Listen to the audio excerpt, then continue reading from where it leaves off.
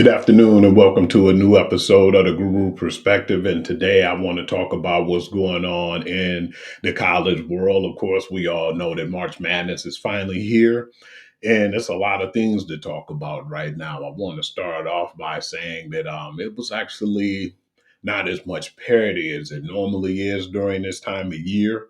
But at the same time, I definitely been enjoying what's been going on. I kind of figured after last year, and then plus, you guys got to realize too, with the NIL world that we're going through, the teams who have the most money for the most part are going to definitely advance. They're paying for the high quality players and the people who they got on their team. So you're not going to see too many Cinderella teams creep up this year. I definitely seen that by my own eyes and just experience for the last couple years. Like you might have a team that'll surprise you. It's not really too big a surprise. It's like a 10 beat and maybe a 7. The 9 beat and the 8 is not too much surprising to me. You might have a 6 beat a 3. And, it's pretty much evenly matched now. Besides, you might have a couple of Cinderella teams that's in the tournament, but I still don't believe that it's a lot of parity to where you'll see a lot more of the schools, the Cinderella schools going far too, like with the North Carolina State, back in the day, with the big man who, played over there and, just really some good Cinderella teams. You're not going to get that often now. So, I'm not even looking for that. I'm looking for just really close games from some of the better teams and the better matchups. So I definitely been enjoying some of the games. Like I said, some of them been going to the wire, but a lot of games, especially with the higher seeds, has been pretty much blowouts. So I've been seeing that recently, and I said, okay, I'm okay with that. I'm not looking at it like it's going to be any issues with what we have right now and what's going on and what's basically transpiring and taking place around the league. So I want to start off and I want to talk about the first round of the men's March Madness with number one overall Auburn playing Alabama State. That game wasn't even close. It got to the point where it was so bad at the half, I was like, I'm not even going to check the rest of the game out. That final score was 83-63. And when I saw it, I said, well, that's what I expected. They're the number one overall seed and led by Miles Kelly with 23 points. They moved on easily and advanced. You had the Louisville versus Creighton game. That was a pretty good game. I enjoyed that one because a lot of people thought Louisville was going to move on. I said, hey, Creighton got a pretty good team as well. They have a lot of experienced players and they're really scrappy. I like some of those teams who are scrappy and, like the blue collar teams. They ended up playing better than what I expected. They ended up beating them and they cruised in that second half, and Creighton was led by Jemiah Neal with 29 points. And that final score was 89-75, and they advanced. The game that I was a little disappointed with, me being from Michigan, I wasn't really too happy with Michigan's performance against UC San Diego. It was to the point where at the beginning, at that first half, they had everything going. The bigs was playing well. They were hustling. They were making 3-pointers, open shots, and they were just clogging up the paint. They were looking like a dominant team. And I thought they was going to go on in that second half and cruise, but that wasn't the case. They had a really good adjustment when it came to that second half of the game. And they gave Michigan a run for their money. Michigan barely pulled it out. They ended up winning that game 68-65. And it was almost an upset. The number 5 seed losing to a 12. That was one of them Cinderella stories. But I feel like Golden did enough as the big man on the team to help us out, but I definitely like the performance of Danny Wolf. I definitely felt like he's been a good replacement for, Hunter Dickerson. I actually think he plays a little better. That's just my opinion and not trying to throw no shade on him, but it was 68-65, a little too close for my comfort, but that's why I'm glad that we're on the show right now. And I wanted to talk about that. I talked to the co-host and I told him with that game, a lot of people had us out and they doubted us. And they didn't think that we were going to be able to do anything after that. But what I've seen initially when that happened was Michigan stepped their game up, but I'll get back into that in the second round. But You got to make your adjustments, but at the same time, if you just advance, anything's possible. So I was just glad that we at least advanced and moved on to that second round. And I'll tell you more. The Texas A&M and the Yale game wasn't really too bad.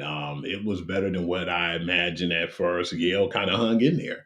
Number 13 ranked Yale gave Texas A&M all they could chew. You know, they basically made it close enough that it was too close for comfort.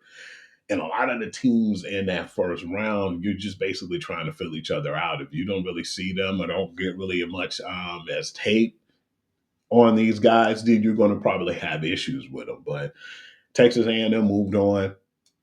They thought that they were going to walk all over Michigan after this game. That final score was 80-71, and Pharrell Payne led them to a really good, contest. He had 25 points, and he was the leading scorer. So Texas A&M was really good in their athletic, and I like what I've seen for them. And at the same time, I just got to give credit where credit is due and say the SEC's been playing phenomenal. You know, Big Ten, we're no pushovers neither, but it's been some pretty good play from, of course, ACC always have good, basketball, and especially around the tournament time. But Big Ten's been holding their own, and SEC is going to do what SEC does. I want to move on now, and I don't want to get too much into detail. I just want to tell you who won and who lost, and I want to go into this second round. Ole Miss versus North Carolina. I'm disappointed in North Carolina. I'm a huge fan, and I like them since the Roy Smith, and just I've been a huge fan. And people don't get mad at me when I say this, especially my Michiganders. I didn't think they were as bad of a team when they had Eric Montrose too. So, yeah, I was a little upset that Michigan lost to them, but they were a really solid team, and they had a solid team even back then when I started really following college basketball. And this is not North Carolina basketball right now. They barely got in the tournament. Not only that, they just didn't look like they belonged. When they came back, it was a little too late, and that final score was 71-64. That's unfortunately RJ Davis' last game. And what else can I say? Sean Padula played really good. He had 20 points and to lead all scorers, and Ole Miss advanced. Iowa State and Lincoln. And this was one I didn't definitely think was going to be close, and it wasn't. Iowa blew number 14 ranked Lipscomb out. It was 82-55. And we're moving on. I mean, what else can I say? Marquette in the New Mexico. Now, I was actually surprised with this one because I thought that Marquette was going to beat them and move on. They were seventh ranked, but don't really feel like it's a big gap because they played the number 10 seed.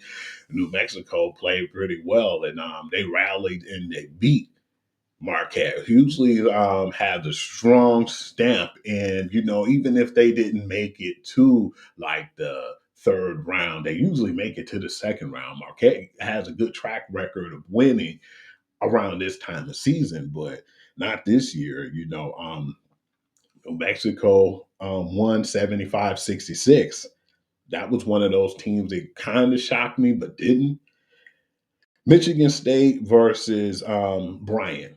A number two versus a 15 to me is usually is like an unfair advantage, and they made it that way. Michigan State had 87, and it was 62 Bryant. In the first half, it was kind of close, and then Michigan State just pulled away. Cohen Carr had 18 points to lead all scorers for Michigan State. Florida and number one ranked Florida versus number 16 Norfolk. Didn't think that was going to be a really good matchup neither, and they proved it to me because Florida won 95-69, and the lead scorer on Florida was Walter Clayton. He had 23 points. Moving on, UConn, your defending champions, number 8 seed took on number 9 OU, and they got past that first round. It was a little close, 67-59. And Solo Ball was the leading scorer with 14 points. Memphis versus Colorado. Now, this was one that actually surprised me with Colorado State. Number five, Memphis, I definitely felt like was the better team, more athletic, and they had the better talent, but I was wrong. Colorado State had a really good game plan, and they had some good players on that team. And Kyan Evans had 23 points to lead all scorers, and they shocked Memphis. Me as well. That was one of them Cinderella teams that, you'll look at and say, well, yeah, they're 12 and they take a five. It's not big of a gap, but then people expected for Memphis to cruise and just go on to the next round. But a lot of people were wrong and their brackets was busted at this point. And Colorado State won 78-70. Maryland versus Grand Canyon. Number four, Maryland is actually a really solid team. And that's what I like about the Big Ten because they got some really good teams out here. And against number 13. And I looked at Grand Canyon and I said, I don't think that they're going to have a chance. And they didn't. That final score was 81-49, led by Angel Reese, little brother Julian Reese, with 18 points. Missouri versus Drake. This is another one that surprised the hell out of me because Missouri has a pretty good team, SEC, but SEC was getting hurt at the beginning. They were getting stunned by a lot of low ranked teams. And I mean, that's what it is. This is that time of year where you expect for the number one ranked teams or the better teams to step up, and that just wasn't the case right now. And when I seen this game, it was really to the point where Drake had their way. That final score was 67-57. And to lead all scorers with Drake, Bennett Stirs had 21 points. Texas Tech, number three Texas Tech versus UNC Wellington. A little closer to what I thought because number three, Texas Tech, is a little better than that to me. And number 14, UNC Wellington definitely pushed them to the limits. That final score was 82-72. And Kerwin Walton had 27 points to lead all scorers in the game for Texas Tech. JT Toppin played okay, but it just seemed like he had an off day that day. And that's why I believe that score was as close as it was. Number seven, Kansas versus number 10, Arkansas. And Arkansas pulled off that so-called upset. It was 79-72. And to lead all scorers, Arkansas, Jonas Adu had 22 points. St. John's and Omaha. I didn't definitely think this one was going to be close, and it wasn't. To lead all scorers, R.J. Ruiz Jr. He had 22 points, and that led St. John to the next round. Duke and St. Mary's. This is one I definitely knew wasn't going to be close. And number one ranked Duke versus number 16 St. Mary. Kind of figured Cooper Flag was going to act up, but actually Tyrese Proctor was the one who was the leading scorer with 19 points. But when you look at it too, I have four teams right now that'll possibly be in the Final Four. Duke is definitely one of them. So that being said, I would like to move on, and I will go to the Mississippi State, number 8 ranked Mississippi State versus 9 Baylor. Baylor ended up pulling it off, but it wasn't like it was any upset because it was an 8-9 seed playing each other. And the leadoff scorer, Robert Wright III, had 19. That 72-75 victory I thought was actually pretty cool. It was a battle, but it wasn't really like a disadvantage. They both were like close in the seeding, so I thought that it was going to be a pretty good matchup. Oregon and Liberty didn't think that this was going to be something that was going to be pretty close, and it definitely wasn't. And number 5 Oregon handled number 12 Liberty 81-52. And the leadoff scorers, Jackson Shellstein, had 17 points for Oregon. Arizona versus Akron. Number 4 Arizona and 13 Akron didn't think this was going to be close, and it wasn't. At the end of the day, Arizona handled their business and did what they had to do. That final score was a blowout. It was 93-65. And to lead all scorers, Jaden Bradley from Arizona had 19 points. BYU and VCU. VCU, Virginia Conwell, Virginia Commonwealth, actually, let me rephrase that, was a team that Shaka Smart had and put them on the map. But number six BYU was too much for number 11 VCU, and that final score was 80-71. And to lead all scorers, BYU Richie Saunders had 16 points. Wisconsin and Montana. I'm not even gonna get even into this one really. Wisconsin was number three, and they took on number 14, and that final score was 85-66. What I expected. I'm gonna move on to the St. Mary's versus Vanderbilt game. Number seven, St. Mary's held on 59-56. Number 10, Vandy had a decent year, but it was just time for them to lose in that game. And St. Mary's Jordan Ross had 15 points to lead all scorers. Alabama versus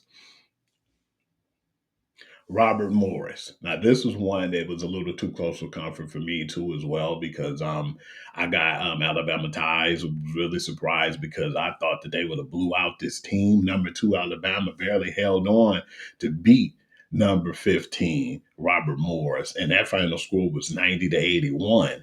And the lead all scorers for Alabama was Mark Sears with 22 points.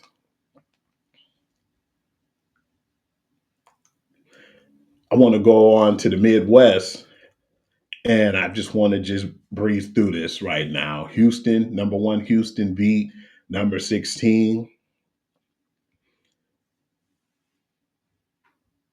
And when Houston won this game, it was more of what I thought it would be as far as them being a number one seed. And they beat SIUE 78-40. Gonzaga took on Georgia. Number eight, Gonzaga handled business 89-68.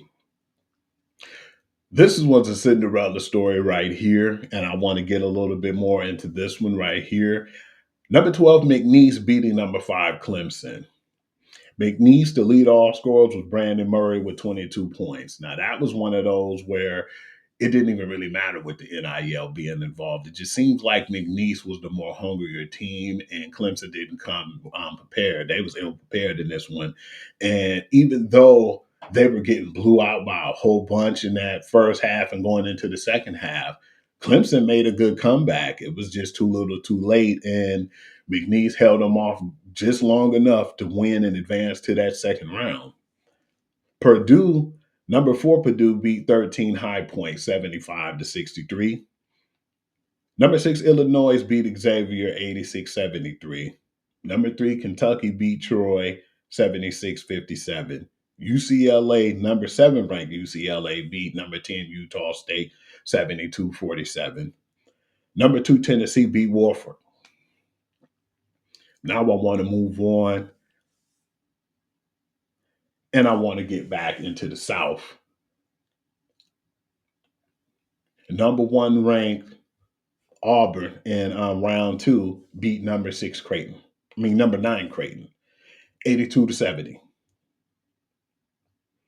Number 5 Michigan. This is the one that made me proud. Michigan handled their business here. Everybody thought that we were going to get beat because of the performance we had against UC San Diego, but Michigan proved everybody wrong. Number 5 Michigan beat number 4 Texas A&M 91-79 in this game. And Roddy Gow Jr. had 26 points to lead all scorers. Ole Miss upset Iowa State, which really surprised me too, because no disrespect, but Iowa State was one of the best teams all year. I know, if I'm not mistaken, they had the number 1 seed at one point, and if they didn't, they were at least in the number 3 seed for the most part of the year. So to lose the way they did to Ole Miss, 91-78, that was a bit of a shocker. Number 10, New Mexico versus Michigan State. Now, this one was one that didn't really surprise me, but I was a little nervous at first because they had Michigan State against the ropes. But Michigan State ended up pulling it off 63-71.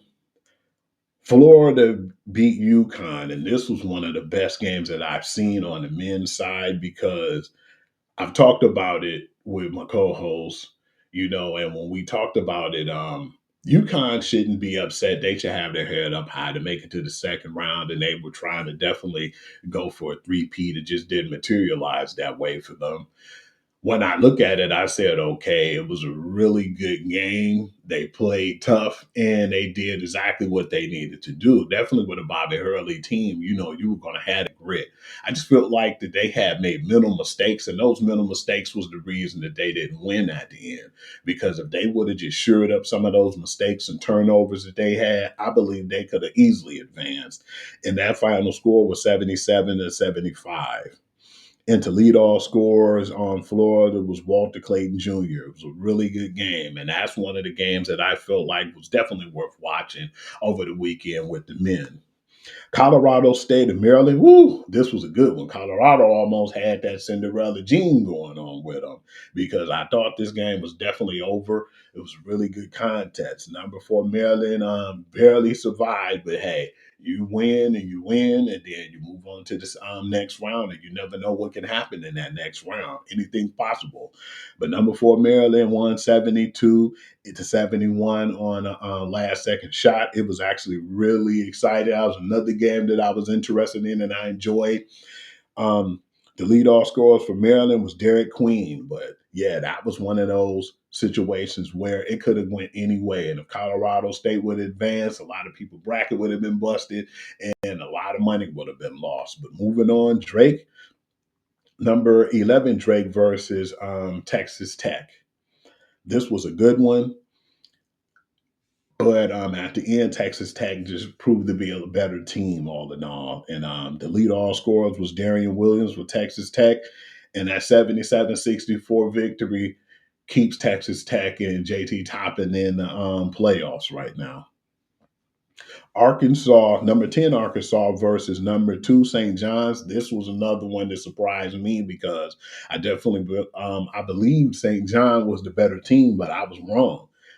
Arkansas handled their business. And, we haven't really talked about Arkansas being legit and winning since their national title days.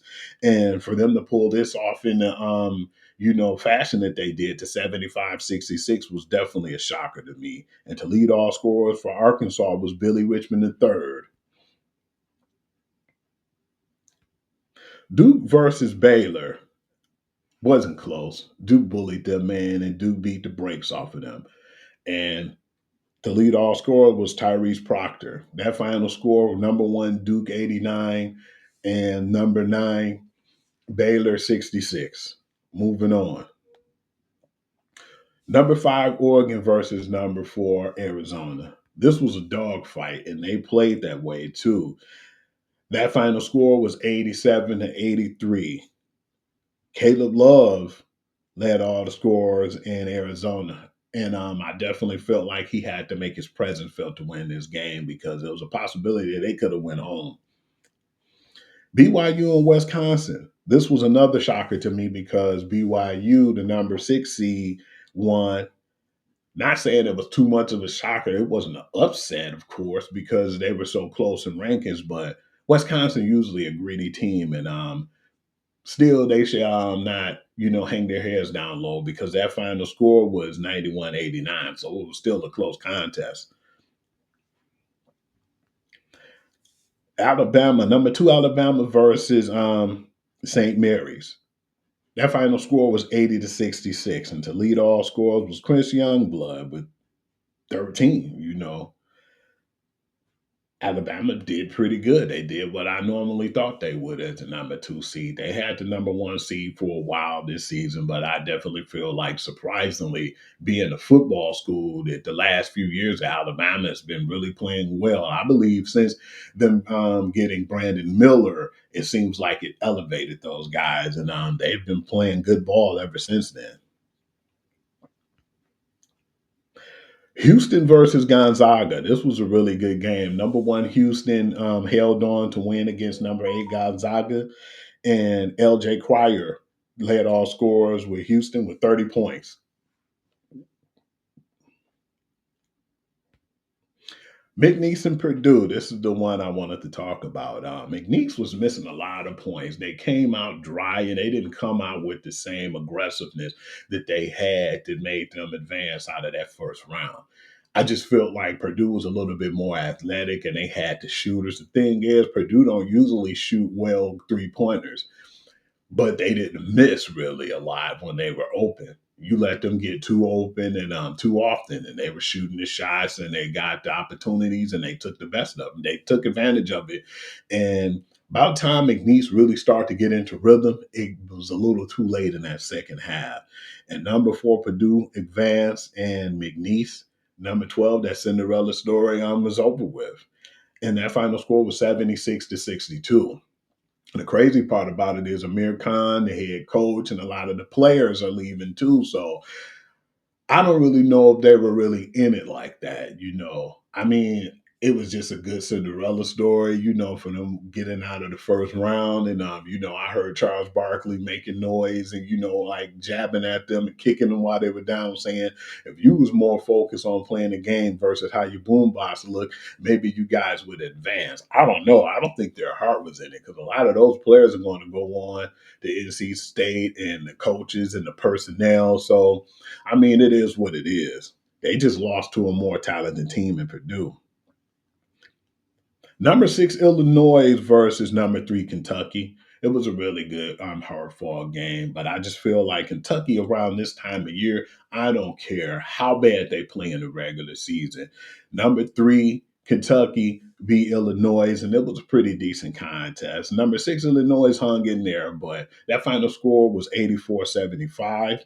And to lead all scores was Kobe Bree. Really good game, and I still feel like they can probably surprise a lot of teams too. You can never underestimate a Kentucky coach team. It just seems like the pedigree in that program always reigns supreme. Number seven, UCLA versus Tennessee. Tennessee advanced. Number two, Tennessee beat number seven, UCLA 67-58. And to lead all scores in Tennessee was Chad Lanier with 20 points. I want to move on now. And I want to talk about some of the games that's going to happen in the Sweet 16. I'm going to give some of my predictions. Me being the Michigan guy, man, I'm not trying to jinx them, but I'm going to definitely go under that spread because they have Auburn beating Michigan, basically saying that they're 8.5 point favorite. I'm going to go under, but then I think Auburn will definitely, advance. Unfortunately, it breaks my heart to say that. Number six, Ole Miss facing number two, Michigan State. They have Michigan State by 3.5 points. I'm going to go over that, and I'm going to go with Michigan State. Number one, Florida versus number four, Maryland. And they have Florida by 6.5. I'm going to go under, but then I'm going to go with Florida. Texas Tech and Arkansas. That number three, number 10 matchup with Texas Tech being number three and number 10 Arkansas going to be tough. But then I'll give those guys the points. Texas Tech with JP Toppin at the realm, and I'm gonna go with the 5.5. So I'm gonna take those points. Number one, Duke versus number four, Arkansas. I'm definitely taking that Duke spread, and I'm gonna go with that 9.5.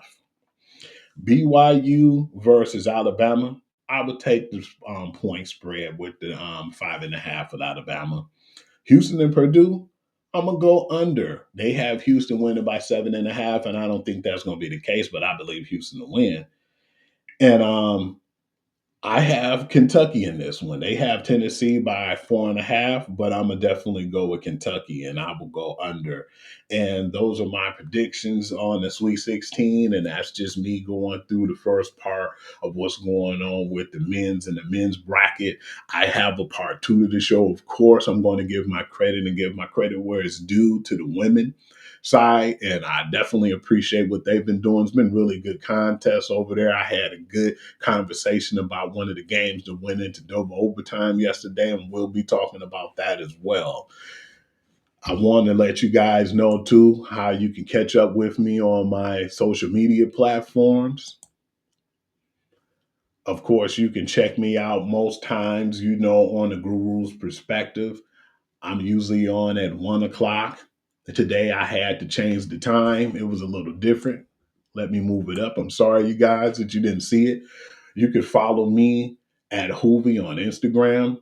I usually put like reels of the show up and let you know what's going on, kind of give you things that happen on the show. The Sports Guru to You is on Facebook. And of course, TikTok, I'm Hugh.Lee6. Most times I put up my highlights. I have the women highlights, I have the men highlights, and I have my college, I have my pros, I have football, MLB, whatever's out there, that I feel like that'll be relevant. I appreciate all the love that the people been giving me on TikTok. The communication with the things has been going on too. I've been having a lot of ladies love with the ladies hoop. So thank you all. I appreciate you. You all know who you are. I like to say thank you for all the love, and I appreciate it. And I want you to give me hit me up on the sports guru to you at gmail.com if you have any advice or anything that you want me to put out there and to provide for you, because I appreciate what you've been doing so far. It's been a lot of love, and that goes for all my networks. If you feel like it's something else I need to talk about or explain, please let me know. And this is the conclusion right now of what was going on with me and the men's side of the March Madness.